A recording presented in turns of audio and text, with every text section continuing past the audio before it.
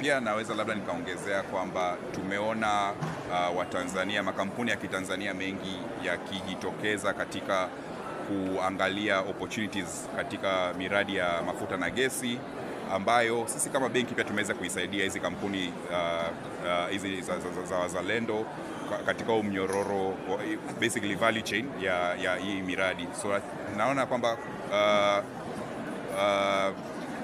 Watanzania kujitokeza, wanaendelea kujitokeza. Nadhani ni njia nzuri ya kujiandaa kwa miradi mikubwa ambayo itakuja hapo baadaye, ambayo itakuwa ni mikubwa zaidi kuliko hii ambayo inatekelezwa kwa sasa.